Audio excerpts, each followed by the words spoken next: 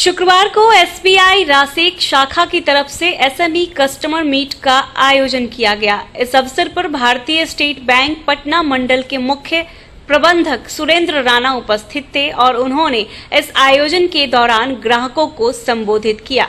Bank के विभिन्न योजनाओं और स्टैंड अप इंडिया आरोग्यम, ईडीएफएस कैश क्रेडिट व अन्य योजनाओं के अंतर्गत स्वीकृत किए स्वीकृति पत्र का विवरण किया। मुख्य महाप्रबंधक ने अपने संबोधन में बैंक के ग्राहकों को बेहतर सुविधा के बारे में आश्वस्त किया और व्यापार की वृद्धि में बैंक की ओर से सहयोग के लिए आश्वस्त किया।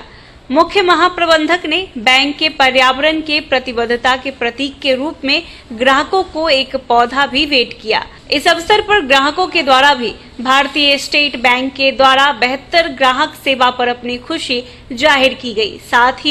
साथ ही ग्राहकों को बैंक से जोड़ने का आश्वासन दिया गया।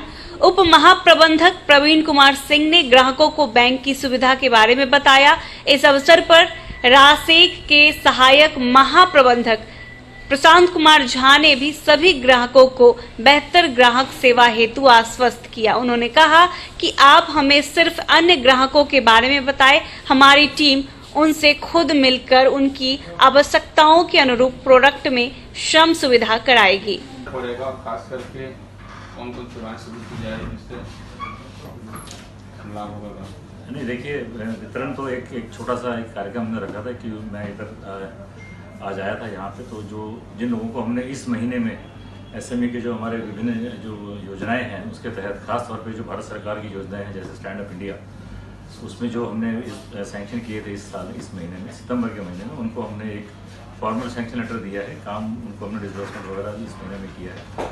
और जो भारत सरकार की इतनी भी जो स्कीम है, गवर्नमेंट स्पॉन्सर स्कीम जिनको हम कहते हैं, चाहे अगर मैं शुरू करूं तो चाहे वो स्वनिधि है, उसके बाद मुद्रा है, स्टैंड अप इंडिया है, पीएमईजीपी है, जो इंडस्ट्रीज़ को बढ़ावा देने के लिए एक निचले स्तर पे उसके लिए जो भी स्कीमें हैं स्टेट बैंक उसके लिए तत्पर है और जितने भी हमें टारगेट दिया जाता है हम कोशिश करते हैं उसको पूरा करें।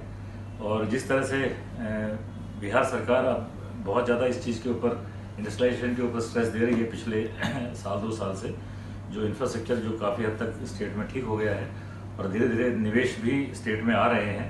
तो जैसे जैसे अगर बड़े निवेश आएंगे तो उस हिसाब से नीचे वालों को भी उसमें रोजगार